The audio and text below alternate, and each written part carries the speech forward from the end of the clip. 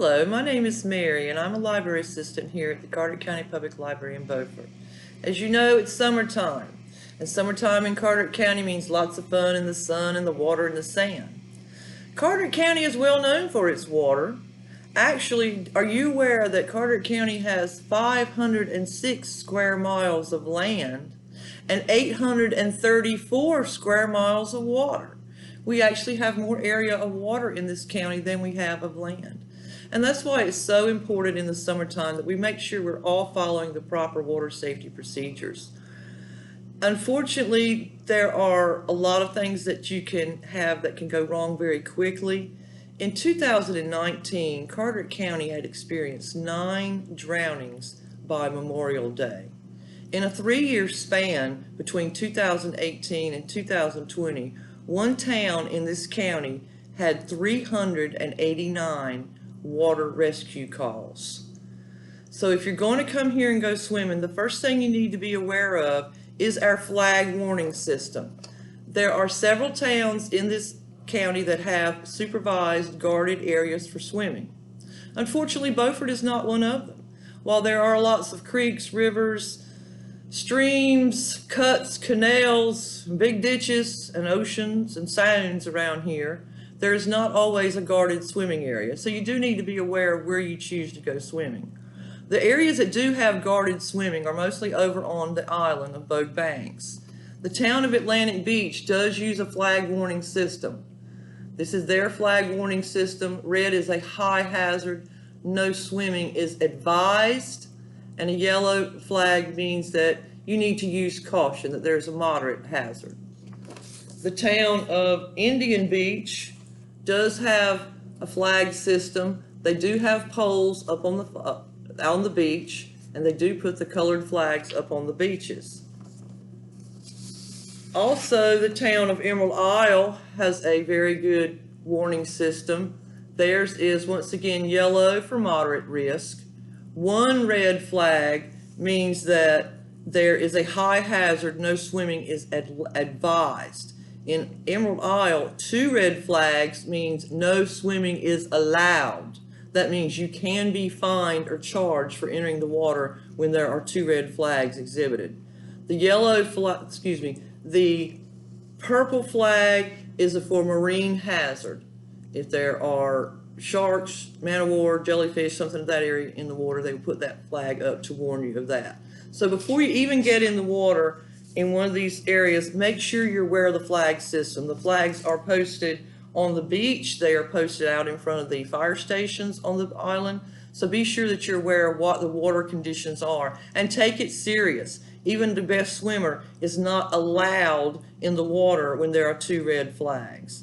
The beach is fun. The beach is a fun place to go, but swim where there is a lifeguard, in an area where there is a lifeguard that can see you if you get into trouble.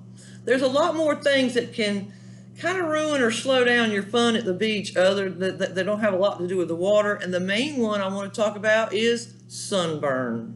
It doesn't take very long to get sunburned on a day like we've got today, and especially if you're not used to it, if you're fair-skinned and have not been out much, in a couple of hours you can actually be burned. This is really serious and more dangerous for little children. So it's really simple. Cover up. A long sleeve shirt, a long sleeve lightweight shirt, a proper amount of the proper SPF sunscreen. Find shelter. Have an umbrella. Have a sunshade. But don't overdo it in the sun. Don't wait till you start to feel that burn, because at that point it's too late. And some sunburns are so severe that they can require hospitalization. The next big hazard at the beach, and we've had a lot of trouble with it here in Carter County, and I want to talk about, is a rip current. Rip currents are very common down here. They occur when the waves break near to the shore, piling the water up on the shore. This water needs to go back out to the ocean, so it actually makes a channel going back out. That channel can sometimes extend for hundreds of feet beyond the surf zone, and the water in that channel can move up to 8 miles an hour, which is faster than even an Olympic swimmer can swim. So a rip current is a situation that occurs often near piers, near jetties. Your lifeguards, if you go to a beach where it's guarded, you should ask the lifeguard what is the rip current situation and pay attention to what he says. If you get caught in a rip current, it's not going to pull you under, it's going to pull you offshore. You're going to be pulled out offshore. If you can float, if you can keep your head above water, then you're going to be okay if you can remain calm. And that may be hard to do, but you need to remain calm. It's not going to pull you under. Do not paddle against it. Do not try to swim back to the shore. What you need to do is swim parallel to the shore, because the rip current is only about 10, 15 to 20 feet wide, so you can actually swim out of it, swim parallel to the shore, and you will notice when you get out of the current that you're not being tugged offshore. And then you start angling your swimming into the shore. Don't ever swim alone when there is a rip current area, a rip current danger. You should never swim alone anyway, but always make sure you've got your eye on the other swimmers or the other people that are in your group that you've gone with. Swim parallel to the shore until you can get back in. If you're too far out, if you're too tired, you're going to have to try to get somebody's attention. You need to try to tread water and yell, wave your arms until you can get someone's attention to come save you.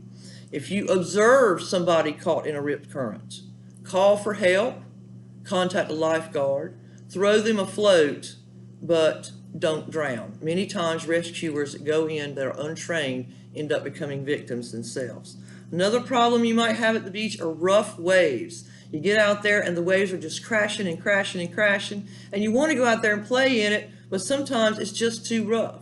When you start out going into the water, it's best to walk into the water sideways. Gives you less of a force for the water to push against. So walk into the water sideways. As the waves are coming up to you, if it's a big wave, don't try to dive into it, duck under it. The wave will pass over you and you'll be fine. Once again, do not ever swim alone, and don't swim at night. It's really not safe to swim at night because that's when the predatory animals come closer to shore. And it's also harder for rescuers to find you should you become in trouble. Severe weather at the beach can come up quickly, but you need to just be aware of it. We've all got our cell phones. Check your weather app when you get there. Keep an eye out to the clouds. Be aware of your situation. If severe weather does come up, you need to take shelter, and appropriate shelter. The picnic shelters, the open picnic shelters, are not appropriate shelters in lightning and severe thunderstorms. You need to be in a vehicle with a hard roof, or you need to be in a building. But do not stay on the beach. When thunder roars, go indoors. Do not stay on the beach for the shower or for the thunderstorm. Proper safety gear at the beach is also important. Now, we go to the beach to play. Your kid may be the best swimmer in the pool back at home, but the pool and the ocean are two different bodies of water. Life protection is very important. And note, this is not a life preserver.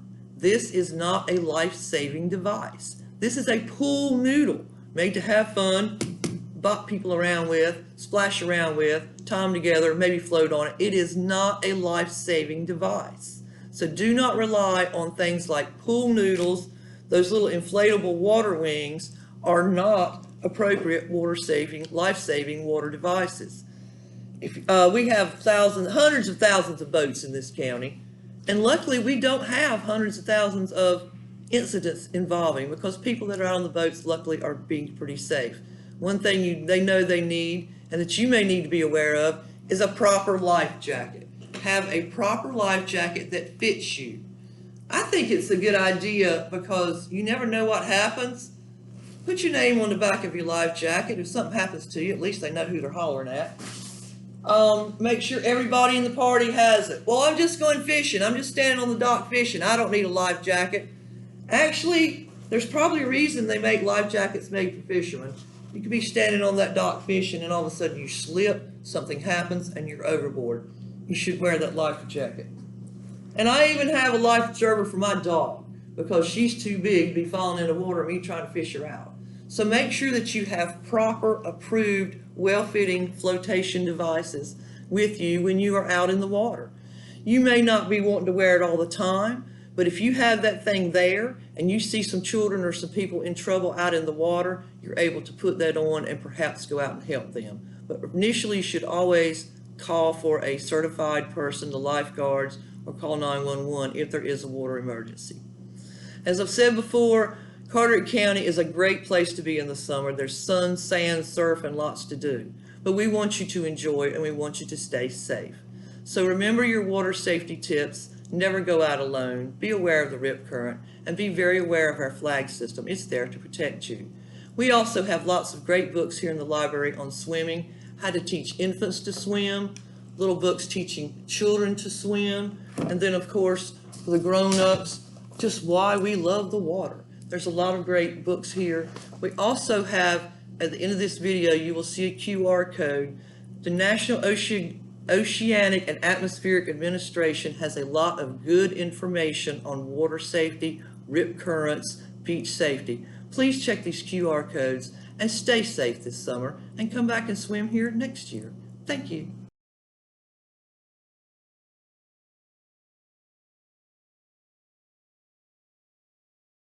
Everybody knows mermaids are the best swimmers in the world, even though they never come up for air, and we do.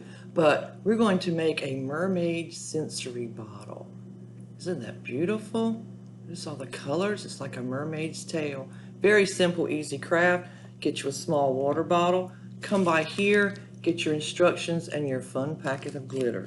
Note, don't open the glitter in the car on the way home. You will need to get you some sort of glitter glue, whichever color suits you. What you need to do, take your hot water. Now this is hot water, a little bit hotter than out of the spigot. It's out of one of the hot water dispensers. Pour about 3 ounces of glue in there. You can swag it. Stir it up good until it is smooth and dissolved. Now this is why you have to have water that's a little bit hotter than just out of the spigot, so that it will dissolve smoothly. The glue helps thicken it all up. That's looking pretty well mixed there. Now here's the fun part. Dump your glitter packet in. You have stars and beads and all kinds of exciting things in there. Stir that up. Stir it up well. At this point, good idea, go ahead, put a little glue, get it started, inside of your cap. This is going to keep you from having a mess and keep your child from thinking they're going to drink rainbow water. So stir that up again really good and just pour it into your bottle. We had to modify our funnel here a little bit so it would work.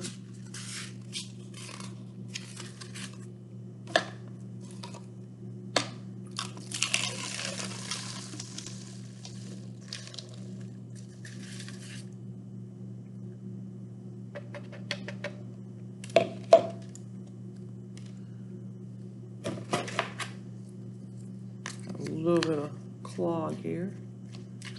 There it goes. All the fun stuff going in.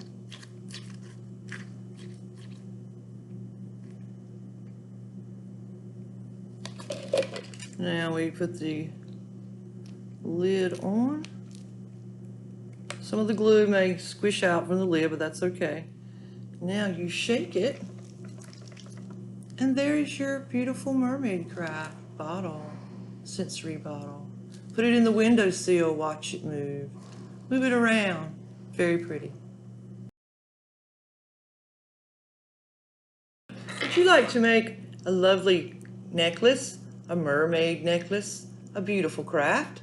Come to the library. We've got some cool make and take kits, and it's very simple to do. Your whole kit right here. You have a beautiful shell that already has the string attached. All you need to do is supply your own glitter glue. You can use regular glue. You can use hot glue even. Put you a good old glob of the glue in the middle. you may want to take a piece of paper and dump out the contents of your bag, or just work out of the bag on a piece of paper. But after you get your glob of glue, put your glass bead and press down lightly. This will press some of the glue around the outside edges, and this is when you take and add the extra sparkle, the pearls, and the beautiful sand. So just take your bag, and you can just shake those items right out onto the glue, onto the glitter. You may need to press your beads or your pearls in the glue just a little bit. Now you'll need to let this sit in place for a few, probably really an hour or two to dry. And then when you get finished, you will have a lovely necklace to wear with your pretty summer clothes. Thank you very much. Come by the library and get your kit. Goodbye.